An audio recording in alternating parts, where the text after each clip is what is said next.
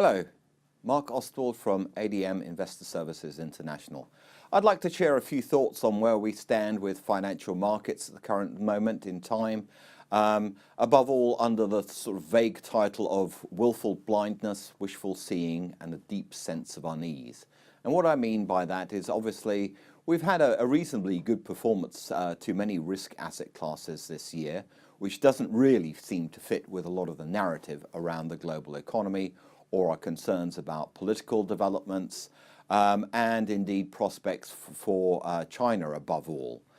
So let's have a look at the reasons or the whys and the wherefores of this. And the best place to start with this is to have a look at the current levels of global 10-year government bond yields. As one can see from this table, US 10-year yields are around 268, still a lot better than what we've got on offer elsewhere, but a far cry from the 315 levels and expected to rise that we were looking at the beginning of Q4 last year. Elsewhere, we seem to have a complete rush for the so-called safety within the Eurozone of German 10-year government bond yields, which are down now at a lowly 0.1%. That's the lowest levels that we've seen since 2016.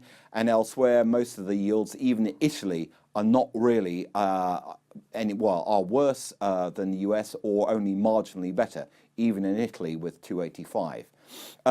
That in itself basically forces investors to look elsewhere for better returns.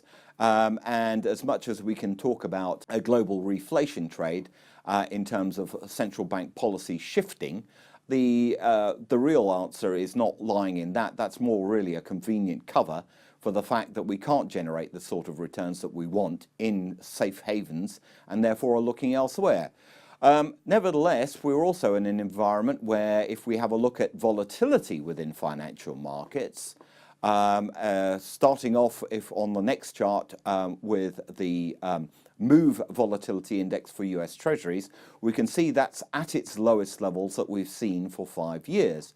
That would seem to suggest that we are basically very confident about the Fed's next move in rates likely to be down, despite the Fed making it very clear that while they probably will wind down their balance sheet reduction program, they are still looking at the next move in rates being up.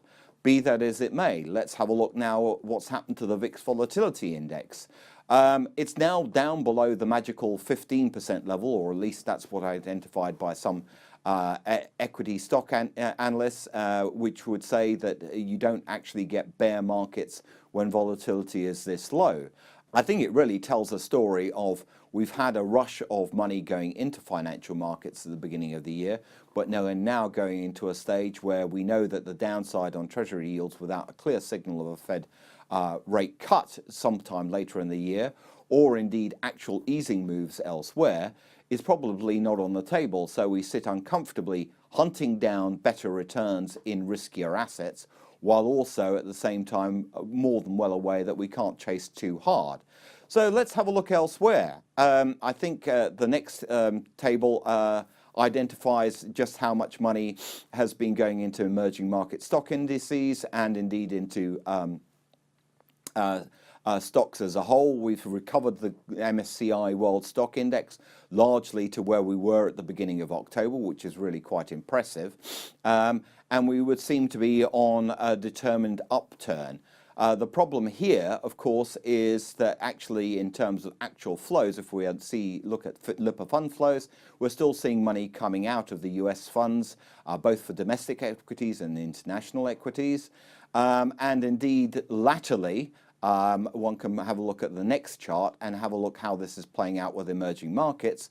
We're also seeing that the initial rush into emerging market currencies by dint of the fact that the Fed wasn't going to tighten policy and therefore create problems for emerging market economies, but also by dint of the fact that there's plenty of carry there, has also started to wane. So we're left in a more awkward situation now, whereby we're probably actually going to have to ditch some of our willful blindness and wishful seeing and start to look at the reality of the situation, that the performance of riskier assets doesn't really match with what we're thinking about the outlook for the global economy.